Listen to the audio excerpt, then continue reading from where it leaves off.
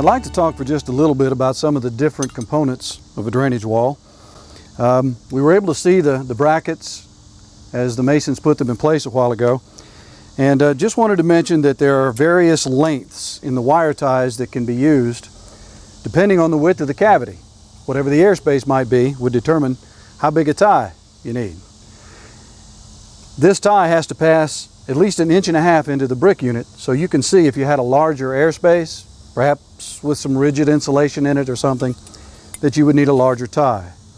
And these come in various lengths. This works well also with steel studs. The bracket screws on in a similar fashion. This is called an eye and pintle. And this just fits down in the little holes in the bracket, and it allows for the brick to grow and shrink daily, but not pull off the wall. So this is also a very nice system. Talking about wall ties though, keep in mind, this particular tie, the corrugated tie, is for wood frame use only. It can only be used with a maximum 1-inch airspace and a minimum 1-inch airspace. So we should never see this tie used in conjunction with steel stud construction.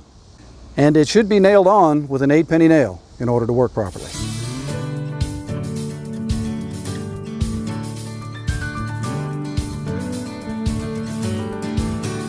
What we see used here is a bracket and wire tie with this particular installation. Since we have about a 1-inch airspace, this particular tie, once it's conjoined to the bracket, passes about halfway through the veneer. And that's what the code wants it to do.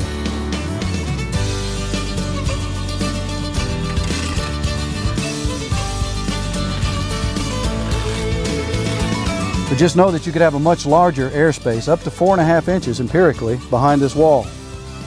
If that were the case, obviously, in order for the tie to pass into the brick far enough to hold it on the wall, you need a much larger tie. One thing we do want to caution against, occasionally masons will try to make a tie that's not designed for the airspace that they're using work.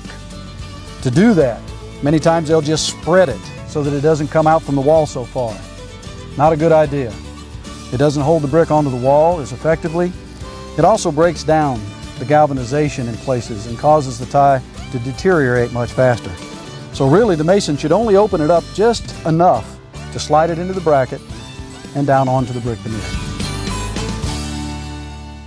Again, there are other types of flashing. This particular flashing costs just a bit more, but it's very easy to work with for the mason. But what it is just a paper thin piece of copper impregnated in asphalt.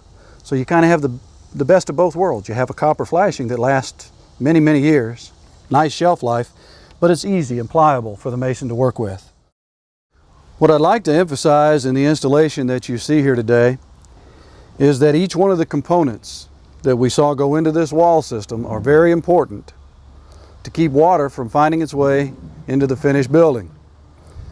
The building wrap that you see on the house, the code says that you should have either this or some type of tar paper.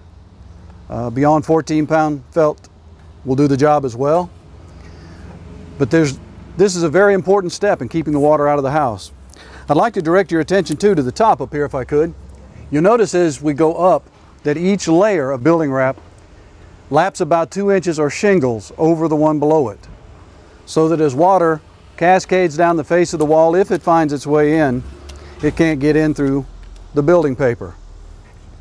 The thing with brick veneer is there could be multiple kinds of backups, as you see here. Earlier in the day, we've been working with a steel stud backup system.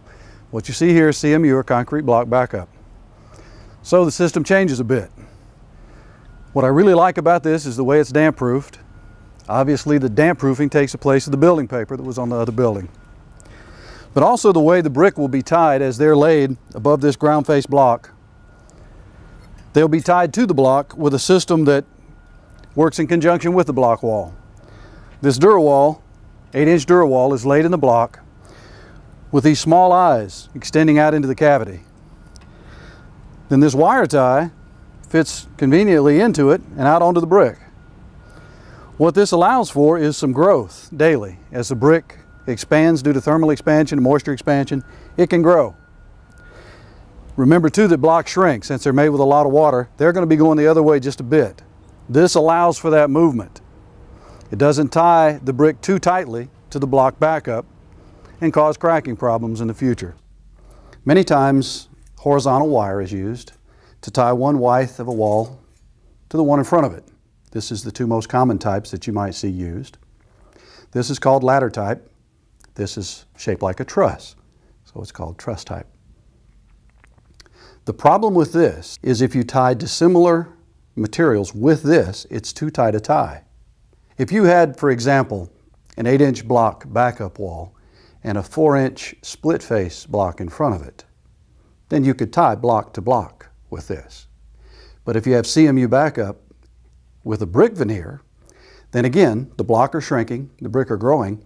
You'd need something that didn't tie it quite so snugly together. So we suggest, the brick industry suggests, that you use ladder type if you're tying brick veneer to CMU backup. The main thing is to make sure it's nice and dry. We don't have to worry about mold issues or any other type of water penetration problems with a system like you see here. It's a very nice job.